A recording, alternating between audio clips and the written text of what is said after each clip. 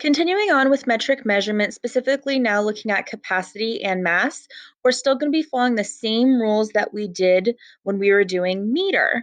It's still going to be using the same conversion chart. We're still going to be on our paper, remembering to write down those letters, remembering what the saying, King Henry died by drinking chocolate milk. So that way, when we draw our columns, we know we're going to be placing those numbers in the correct places. Then we can make the jumps for moving our decimal to add our zeros. So exact same thing as last time with length, just this time also with mass and capacity. So again, we're not going to be worrying about the three in the middle, hecto, deca, those ones. We're still only going to be concerned with kilo column, the base column, centi, and milli. The others you'll do later on. This year, we're still only focusing on these. So let's take an example for mass. Let's say we have 1 kilogram and we need to find out how many grams that is. We're going to place that 1 kilogram in the kilo column for K. Then we're going to see how many jumps it takes us to get to the gram column.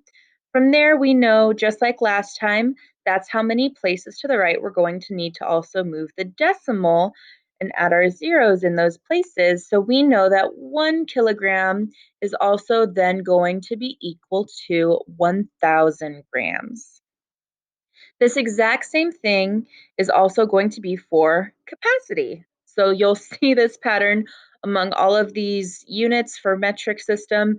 It's always the same thing with the same conversion chart. So now let's try for capacity. For example, we have 28 liters and we need to convert that to milliliters. So because we have 28 liters, we're going to place that under the base column for liter.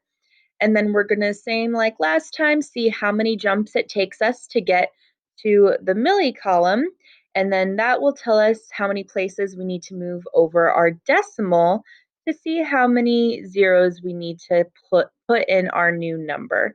And then we find that, hey, now our new number is 28,000. So we end up with 28,000 milliliters.